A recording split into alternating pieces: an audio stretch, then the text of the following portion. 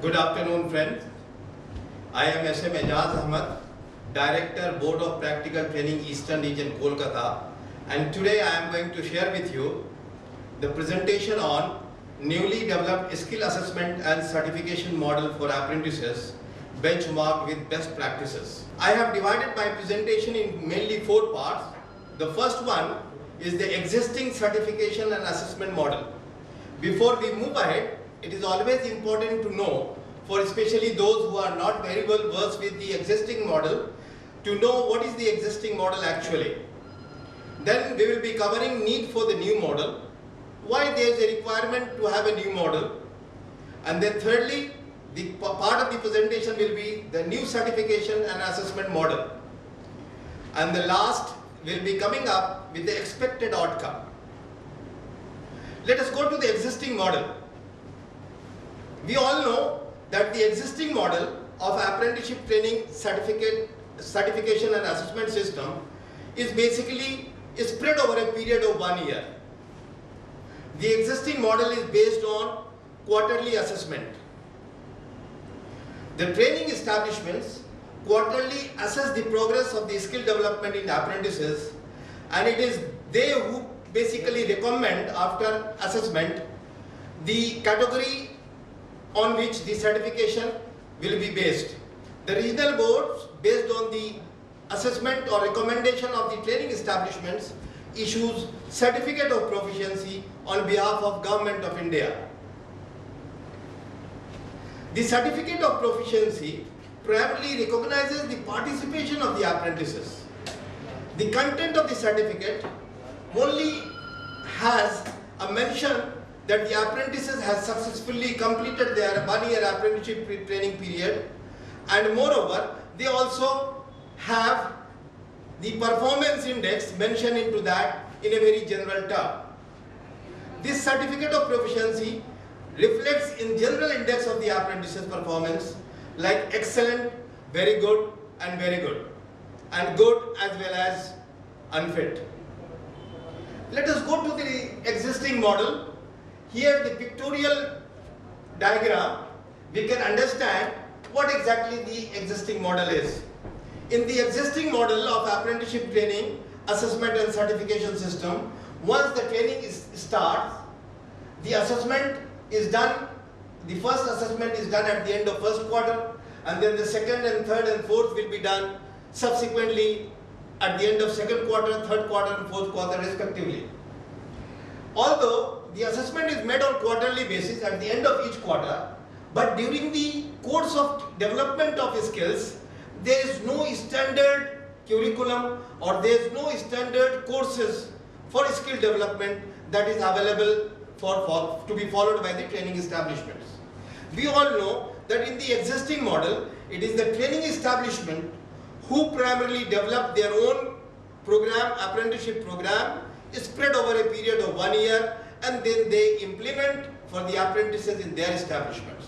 Therefore, what happens is that the training module has got a very varied variation. It varies largely from one establishment to other, and because of which the uniform certification and assessment is also very difficult. In the existing model, we may also understand that there is no linkage of information sharing between the apprentices as well as the training establishments, particularly in regard to the result of the assessment. The training establishments, they prepare a record of progress of apprentices after assessment and send those ROP, that is record of progress of apprentices, to the regional boards in respect of every apprentices at the end of each quarter. Therefore, the apprentices are not able to know what exactly their performance has been in the last assessment, as a result of which there is always a gap which is getting created. And lastly, what happens? Based on the recommendation of the training establishments, who does a very subjective evaluation of the apprentices, send the recommendation to the regional boards, and in that recommendation they provide the performance index in terms of excellent, very good, good and unfit. based on the recommendation received by the regional boards from the training establishments. Regional boards issue training certificate to the apprentices. Now, the record of progress of apprentices is mainly been captured in a standard pro forma. A standard pro forma is shown on the PPT over here. We can see here that the initial part of this ROP consists of mainly the information pertaining to the apprentices in regards to the name and discipline of engineering, etc. And below that, there is a few points in regards to the assessment that is required to be filled up by the training establishments. However, these assessment points that has been filled up by the training establishments are very general in nature. They are not been points wise, or they are very generalized, as a result of which the comparative performance can also not be known to anybody among the different apprentices who have been undergoing apprenticeship training in the same establishment, even in the same batches of apprentices. And at the last, we know that this is the point place where the establishment's authority, they put their signature and validate this entire ROP and send it to the regional boards. This is the one of the record which reflects the record of the progress of the skill development in the apprentices, which is very general in nature. And based on the feedback or the recommendation that has been provided by the training establishment in the earlier slides that have been shown, whereby the assessments recommendation is made by the training establishments, the regional boards issue certificate of proficiency. A format of the same is being displayed over here. The content of this certificate of proficiency is also accordingly very generalized. Normally this certificate certifies that the apprentices has undergone 1 year apprenticeship training in the establishments concerned, and lastly it also mentions that the performance during the 1 year of apprenticeship training of the apprentice have been either excellent, very good, good or unfit. Beyond this, the whole performance in regards to the development of the skill by the apprentices during the course of training is not very much clear either to the apprentices as well as to the training establishments. Now, after having known the existing model of assessment and certification, we are now clear that the existing certification and assessment system needs further development. And few of the reasons for why further developments are required has been mentioned over here. The first is that the standardization of the apprenticeship training program have always been one of the main challenges in the existing model. And this is due to the variance in the establishment sectors, the nature of business, the product and services, discipline of engineering and technology, and there are many more factors due to which this uniform or standardization of apprenticeship training program have been always the biggest challenge. Now, the certificate of proficiency in the existing model, what we have seen is it does not mention the skill inputs which the apprentices acquire during the training. The general and the subjective assessment is neither helpful for establishment nor the apprentices, as it does not reflect the skill sets and their extent of development during the course of training, so that any employer, by looking at the certificates, can understand the correct person which is required for them and offer them employment. The existing certificate of proficiency does not help in identifying the strength of the apprentices to encourage entrepreneurship development. This is another very important aspect, that one of the component is after training the employment, and there is another component that is after training development of entrepreneurship.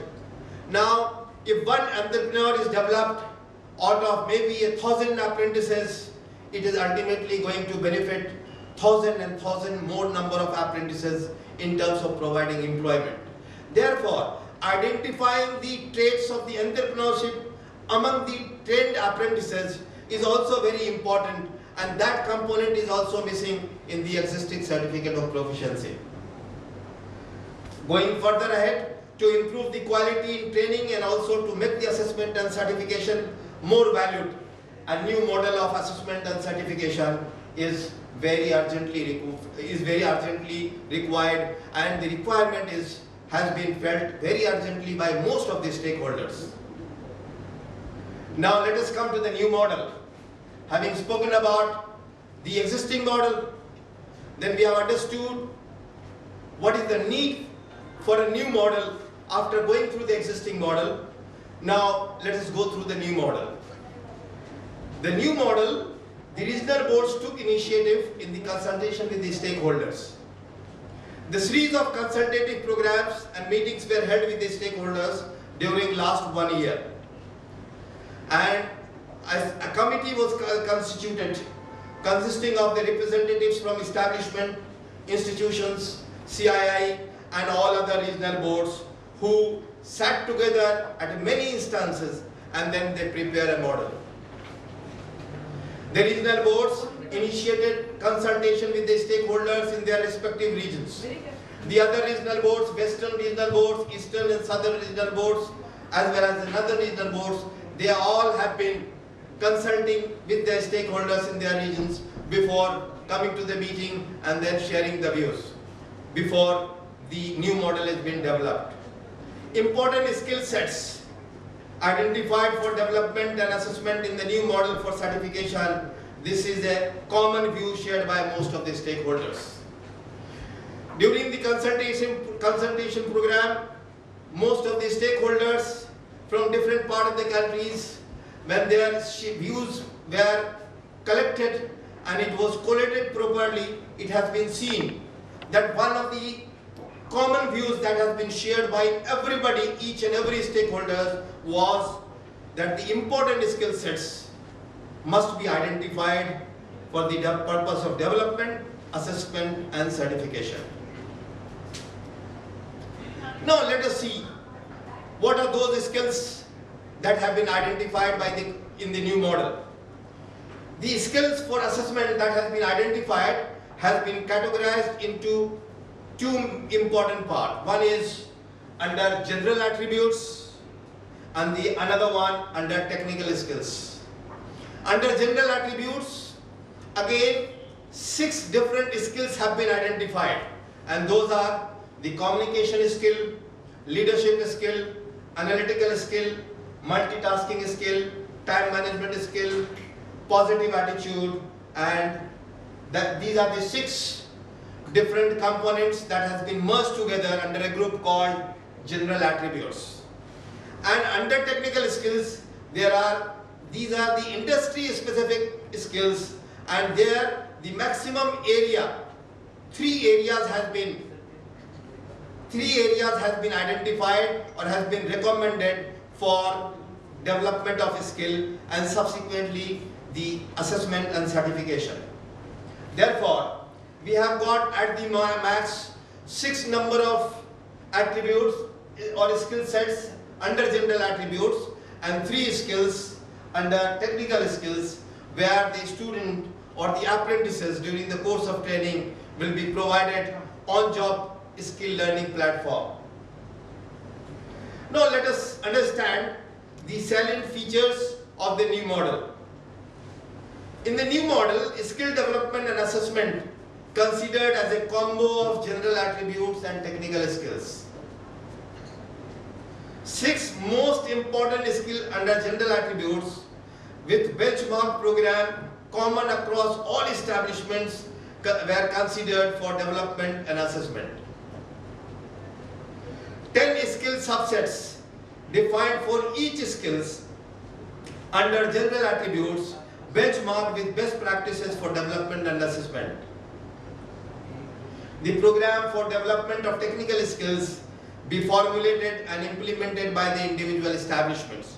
Since this component is a variance, the technical skills program or training module will depend upon the nature of the business of the establishments, the category or the sectors to which the establishment belongs to, and then there are subject fees like the discipline of engineering in which the students are going to undergo 1 year apprenticeship training. Therefore, the technical skill parts have been left to the training establishments to formulate and implement. However, during the formulation of the technical skills program, certain guidelines have been provided, and those are maximum 3 areas of specialization be covered for developing technical skills by any one apprentices. A skill assessment sheet to reflect the quarterly progress in terms of points earned in each skill sets, that is the general attributes and technical skill on a scale of 1 to 10 has been recommended. Apprenticeship training considered successful if an apprentice secure 3 or more points in the scale in 3 or more skill sets in each quarterly assessment. The new certificate of proficiency to mention apprentices who successfully complete his or her apprenticeship training, and the skill assessment sheet will be a part of the certificate of proficiency to be issued to the trained apprentices. Now let us come to quickly know about the skills category that has been put as a part of the skill assessment and certification new model. Now for each category of the skills under general attributes, objective has been defined. For example, let us consider communication skill. So for the communication skill, the objectives has been well defined, and it will be always known to the apprentices as well as the training establishments, so that during the course of development of the skill, both the trainer as well as the trainee, they will be aware of what exactly they have to do during the learning phase. Now, under communication skills, there has been 10 skill subsets have been defined, and these skill subsets have been defined 10 in numbers, so that for development of each of one skill subsets, 1 points will be awarded to the trainees at the time of assessment. Therefore, let us consider the first one, that is the public speaking and presentation skill. That is one of the skill subsets considered to be developed for apprentices. Then writing effective business e-communication, generating or writing daily logbooks for the work assigned, communicate information and ideas in writing so that the colleagues and the peers understand. Then create documents required on the job, ability to speak at least one local language. And this way, about 10 skill subsets have been defined in respect of communication skill. Similarly, for the leadership skill also, the objective has been well defined, as well as for the leadership skill, we have got 10 skill subsets which has also been codified from LS1 to LS10, has been well defined, and for development of each of one of the skill subsets, 1 point will be awarded to the apprentices at the time of assessment. Similarly, for the analytical skill, we have got well-defined objective which is known to the apprentices as well as the trainers, and under the analytical skill, again 10 skill subsets with code AS1 to AS10 has been defined, and it is 1 to 10 has been put up, so that for each and every one skill subsets already gained by the apprentices or developed in the apprentices, 1 points will be awarded to the trainees by the trainers. Similarly, for the time management skill, we have objective well defined, known to the trainees as well as the trainers, and under time management skill, 10 skill subsets further with the code TMS1 to TMS10 has been defined. And as per the definition, for development of each of one of these skill subsets, 1 points will be awarded to the apprentices at the time of assessment. Similarly, going ahead, for positive attitude, the objective has been defined, and the 10 skill subsets have been also been defined and codified as PA1 to PA10, and for development of each of one skill subsets in this category